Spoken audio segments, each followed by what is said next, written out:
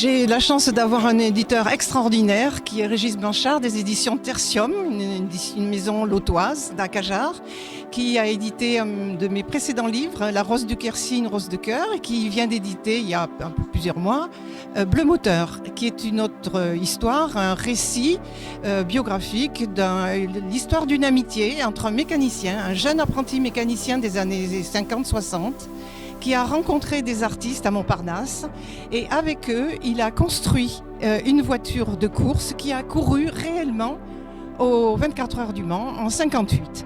Et c'est l'histoire de ces amitiés, de bricolage, d'ajustement, de tours de boulon et de la vision des artistes qui ont dessiné la carrosserie. Et à eux deux, ils ont créé un objet qui a été un objet mythique des années 58, la voiture de course. Et cette voiture a été exposée au Musée des Arts Décoratifs à Paris, c'est-à-dire qu'elle est devenue un objet d'art. Voilà, donc c'est l'histoire de la construction de la voiture et des amitiés qui ont accompagné tout ça, en particulier aussi des amitiés comme celle de Marguerite Duras, de Violette Leduc, de Giacometti et de Riopelle, et surtout le grand artiste de l'époque, Yves Klein. Yves Klein, qui évidemment était déjà célèbre, mais est devenu archi-célèbre ensuite. Et il y a toute une histoire autour des éponges d'Yves Klein, des éponges qui ont aussi servi à nettoyer la voiture.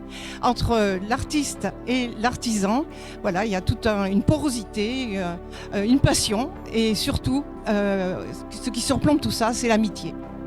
Voilà. Alors, il est distribué dans les librairies de France et du Lot, bien sûr. On le trouve partout et on peut s'adresser aux éditions Tertium à Cajar. Voilà.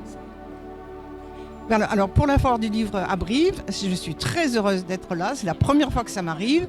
Moi, je suis une historienne de l'art qui a commencé à écrire sur le tard après ma vie professionnelle. J'ai consacré toute ma retraite à écrire et à faire des études d'histoire de l'art comme une jeune étudiante, mais que je n'étais plus. Voilà.